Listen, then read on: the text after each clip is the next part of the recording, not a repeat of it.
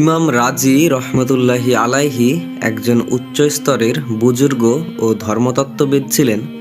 তিনি তাফসিরে কাবির নামে একখানে বিখ্যাত তাফসির গ্রন্থ লিখেছেন। তাতে সূরা ফাতিহারই তাফসির করেছেন ২০০ পৃষ্ঠাব্যাপী।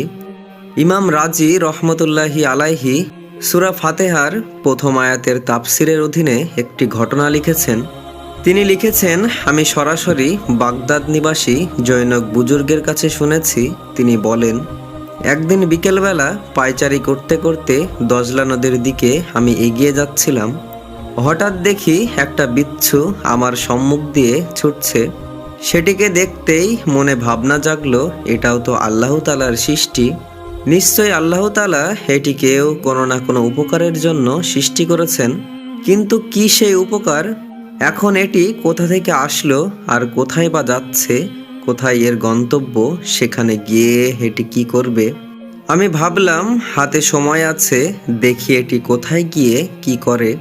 আজ আমি এটিকে অনুসরণ করব। সুতরাং বিচ্ছুটি সম্মুখ দিয়ে চলতে থাকলো।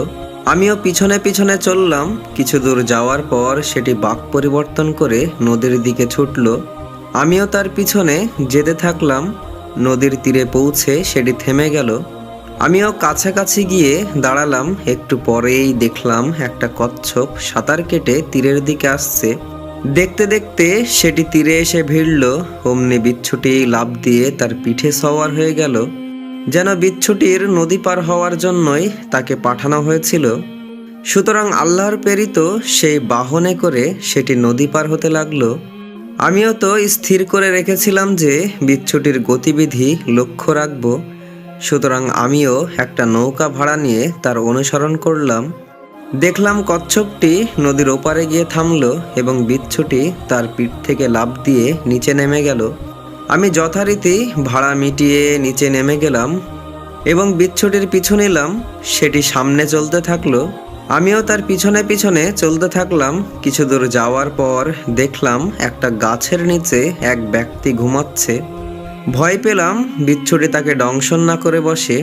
তাই দেরি করা ঠিক নয়, শীঘ্রই লোকটাকে জাগানো দরকার। কিন্তু যেই না জাগানোর জন্যে তার কাছে গেলাম, দেখি কি এক বিষধর সাপ ফনা তুলে আছে। এই বুঝি তাকে দংশন করবে। আমি কিং কর্তব্য বিমূঢ়।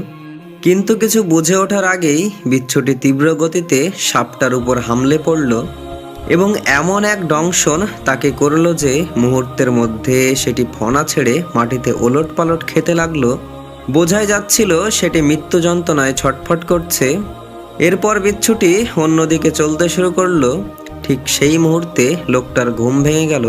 তার প্রথম নজর পড়ল বিচ্ছুটির উপর। অমনি সে একটা পাথর তুলে সেটিকে মারতে উদ্যত হলো। আমি পাশে দাঁড়িয়ে সব দেখছিলাম। আমি দ্রুত তার হাত ধরলাম এবং তাকে বললাম, তুমি যে বিচ্ছুটা মারতে যাচ্ছ সে তোমার মহা উপকার করেছে। আজ ওর কারণেই তুমি প্রাণে বেঁচে গেলে। এই যে মৃত সাপটি দেখছো ওটি তোমাকে দংশন করতে যাচ্ছিল। এখনই তুমি মারা পড়তে, কিন্তু তোমাকে রক্ষা করার জন্য বহুদূর থেকে আল্লাহ তাআলা এই বিচ্ছুটিকে পাঠিয়েছেন। এর হামলায় সাপটি মরে গেছে আর তুমি রক্ষা পেয়েছো। সেই উপকারী বন্ধুকেই কিনা তুমি হত্যা করতে যাচ্ছ। ওই বুজুর্গ বলেন, সেদিন আমি আল্লাহ তাআলার রুবুবিয়াতের কারিশমা দেখলাম। কিভাবে তিনি এপারের এক বিচ্ছু দ্বারা ওপারের ঘুমন্ত ব্যক্তিকে সাপের কবল থেকে রক্ষা করলেন। এর দ্বারা বোঝাই গেল দুনিয়ার কোনো বস্তুই অহৈতুক নয়। সবকিছুর মধ্যে আল্লাহ তাআলা কোনো না কোনো উপকার নিহিত রেখেছেন।